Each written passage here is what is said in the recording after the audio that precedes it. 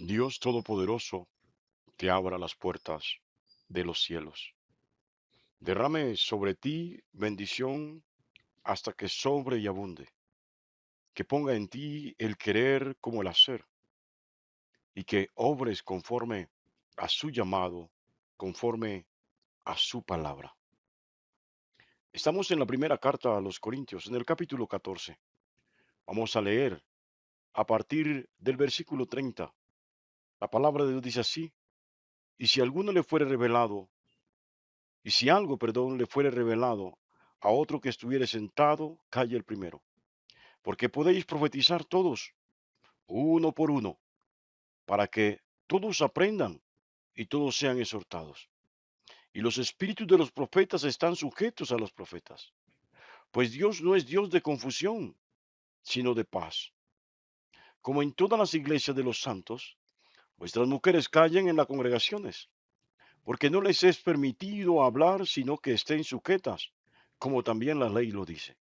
Y si quieren aprender algo, pregunten en casa a sus maridos, porque es indecoroso que una mujer hable en la congregación. ¿Acaso ha salido de vosotros la palabra de Dios o solo a vosotros ha llegado?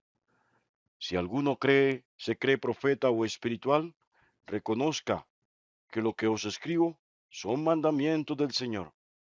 Mas el que ignora, ignore.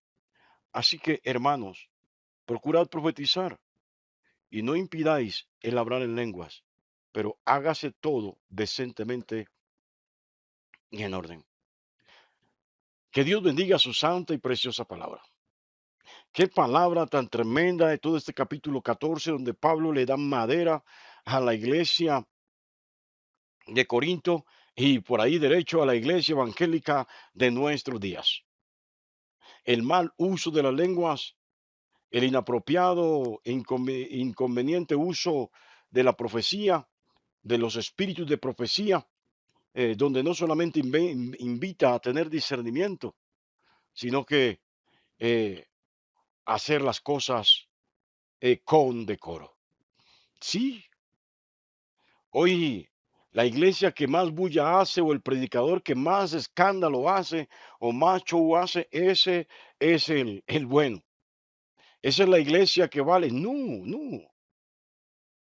Casualmente el apóstol Pablo escribe esta carta diciéndole a la iglesia que por favor no conviertan el culto en un show.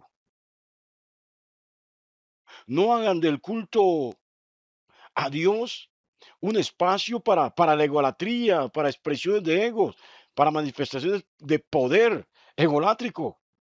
No dejen que espíritus inmundos, demoníacos, engañosos, a través de su orgullo, de sus egos, se metan en la iglesia y se roben la gloria de Dios.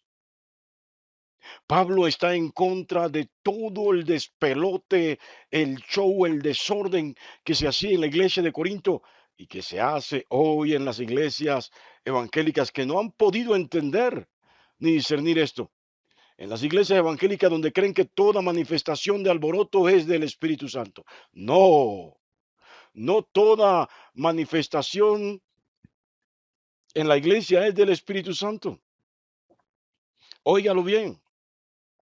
Tengo por decirle lo siguiente, Pablo, habiendo decantado el tema de las lenguas, dejando claro que en la iglesia se puede hablar en lenguas, pero que es indispensable que cuando se hable en lenguas haya el don de interpretación, alguien que sea usado por el Espíritu Santo para que interprete la lengua.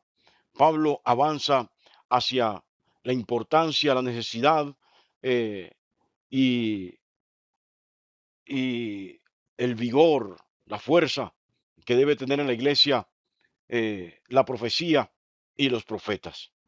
Pablo prefiere que en la iglesia, más que hablar en lenguas, hayan profetas. Y ya dijimos que era un profeta. Un profeta es aquel que anuncia y denuncia los problemas de un pueblo. Y en este mismo capítulo Pablo había hablado acerca del profeta, donde dice que el profeta realmente revela lo que hay en el corazón de la persona para llevarlo al arrepentimiento, para que la persona se convierta al Señor, ¿sí? Y adore a Dios. Ahora dice, Sé que hay profetas en medio de ustedes. Tampoco puede ser esto para pretender ser superiores a los demás. Bueno, tengo la historia del rey acá que quería ir a la guerra y él tenía 450 profetas. Oh, él tenía 450 hombres que le vaticinaban, que le adivinaban el futuro. Y entre uno de ellos estaba el hijo de Kenaana. Óigalo bien, un profeta que le aseguró que podía ir a la guerra. Y entonces cogió unos cuernos y con esos cuernos simbolizaba que el rey Acab acornearía a todos sus enemigos. Con esos cachos, ¿sabe? Donde no hay discernimiento hay confusión. Donde no hay discernimiento de espíritu hay engaño, hay mentira. Estos eran los profetas del rey Acab, rey de Samaria, rey del reino del norte. Pero con él estaba el rey de Judá, el rey de Jerusalén, el rey del reino del sur, el rey de los judíos. Y sabe, este Josafat le dijo al rey, ¿acaso no hay un profeta de Dios en medio de ustedes? Acá pudo discernir que esos 450 profetas estaban diciéndole a, a, a, Josafat, perdón, pudo percibir, pudo discernir que esos 450 profetas estaban diciéndole acá lo que él quería escuchar. Y hay ese tipo de profetas hoy en día, inmersos en las iglesias evangélicas. Yo tengo que repetirle esto. Los profetas de hoy en día no van a una casa humilde, no van a una casa de barro, de piso de barro, con techo de paja. No. Los profetas de hoy en día van a estratos 6 y 7 porque dicen que el Señor les mandó a profetizar allá. Oh, ya entenderá usted las verdaderas razones por las cuales desprecian a los pobres y prefieren a los ricos. ¿Sabe? El rey acá preguntó esto. Y sabe, perdón, el rey Josafat preguntó si no había otro profeta allí, diferente a los 450 profetas de acá. Y acá le dijo, por allá anda uno que se llama Micaías. Pero nunca me profetiza cosas buenas, es decir, nunca dice lo que yo quiero escuchar. El profeta de Dios no es aquel que te deja escuchar lo que tú quieres oír. El profeta de Dios es aquel que te deja escuchar la voz de Dios, que abre tu corazón, revela la palabra que hay en tu corazón para que seas transformado. Tampoco te va a avergonzar, tampoco te avergonzará en público. Aquí Pablo está hablando de la profecía que edifica a la iglesia. Pero yo te hablo también de la profecía que edifica al individuo. La profecía que edifica a la iglesia se puede revelar delante de todos porque bueno, es el pecado de la iglesia. Es la iglesia que debe arrepentirse. Pero cuando el profeta de Dios es enviado a un varón, el varón no, el profeta no avergüenza al varón y a la varona en público. Lo hace en secreto. Bueno, si esta persona no se arrepiente, ahora sí será avergonzado en público. Así de sencillo. Entonces, mis amados, había una locura dentro de la iglesia. Así como muchos hablaban en lenguas, también muchos eran profetas. Y andaban en la rivalidad de quién profetizaba más, quién hablaba más. Y vuelvo, insisto, ahí estaba el peligro, está el peligro latente de que entre un espíritu de engaño, de mentira, a partir del orgullo, de la prepotencia, de la vanidad, de las rivalidades, de las contenciones y de los pleitos que se suelen y se pueden dar dentro de una congregación cristiana. Entonces Pablo propone que si alguno no está profetizando, escuchando a los otros, y desde su silla dice que tiene una palabra de parte de Dios para la iglesia, el que está hablando debe callar y escuchar.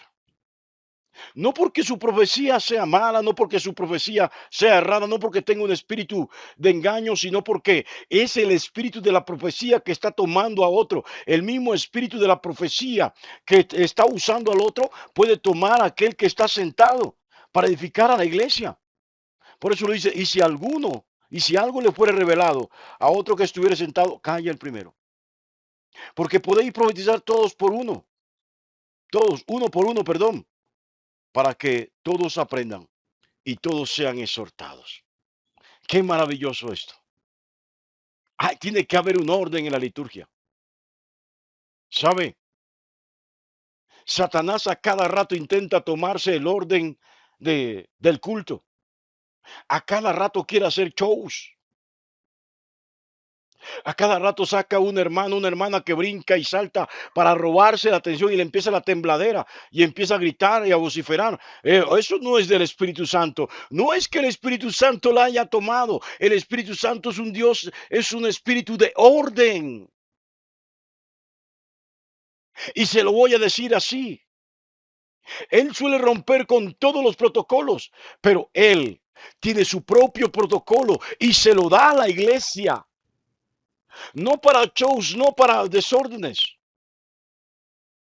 Bueno, recuerdo a una hermana en una iglesia que cada vez que empezaba el culto empezaba a brincar, a saltar, a dar vueltas y todo el mundo pendiente de ella en lugar de la palabra, en lugar de la adoración. Entonces iba a predicar yo en esa iglesia y empezó su alboroto.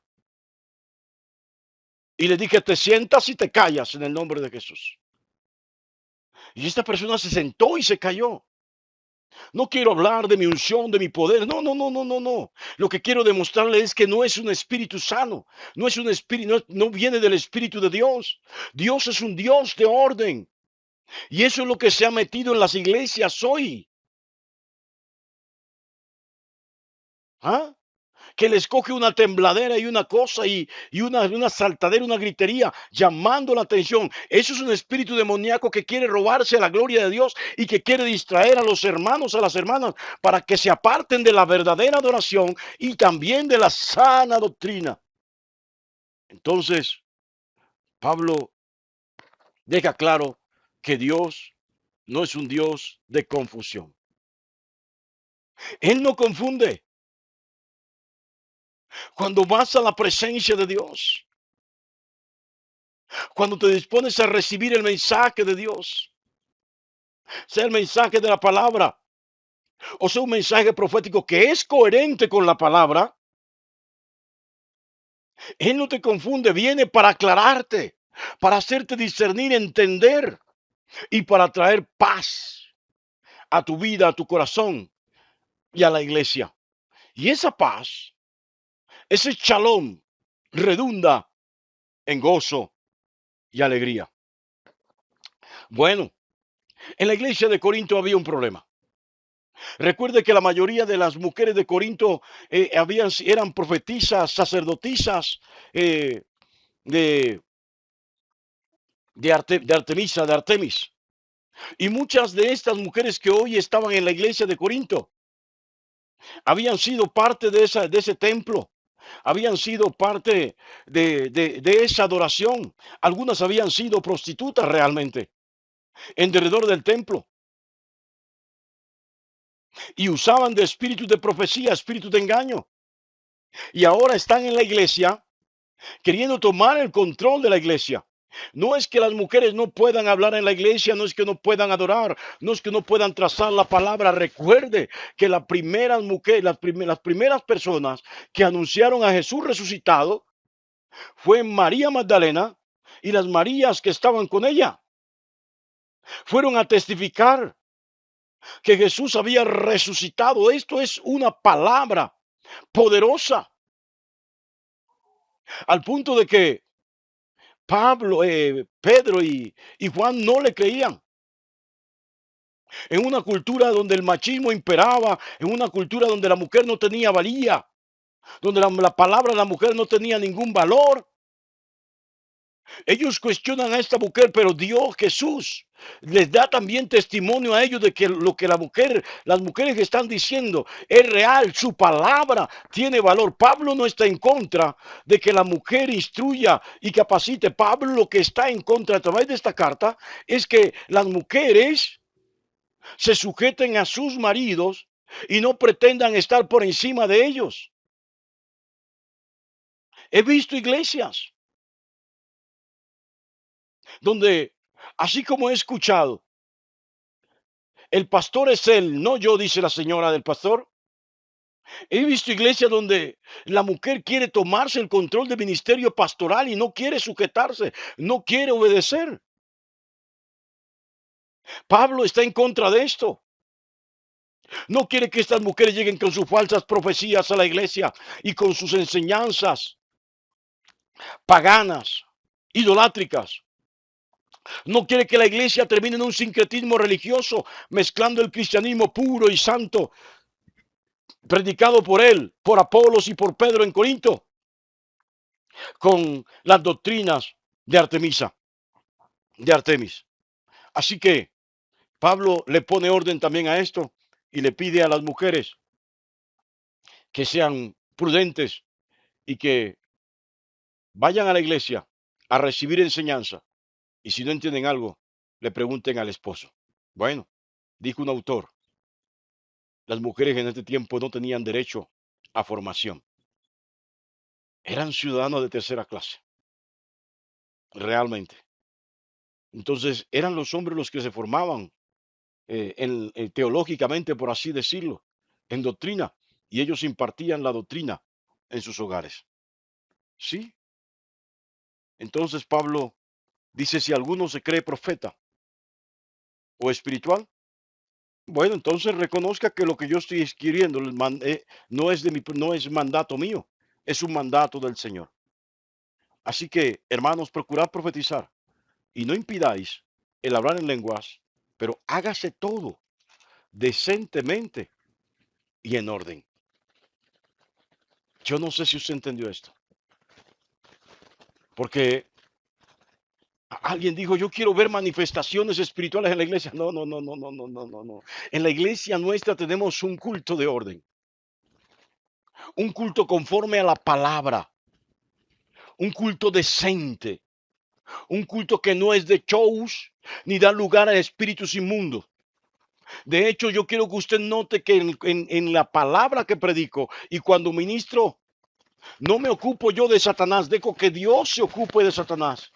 Jehová, el Señor, Yahvé, sea reprendiendo a Satanás. No me ocupo yo de Satanás. Yo tengo que ocuparme del nombre que es sobre todo nombre, de Jesús, para enseñar doctrina y llevar a la verdadera adoración al pueblo de Dios. Nótese que el diablo, Satanás, no tiene lugar en mis sermones ni en nuestros cultos. ¿Por qué? Porque él es el que provoca el desorden. Él es el que y provoca la indecencia, el show, la distracción. Óigalo bien. Así que a partir de ahora, no piense mal del culto nuestro. Piense que estamos haciendo las cosas decentemente y en orden. Satanás ha intentado varias veces tomar posesión y control del culto. Gloria y honra doy a Dios que no lo permito porque tengo carácter. Dios le bendiga grandemente.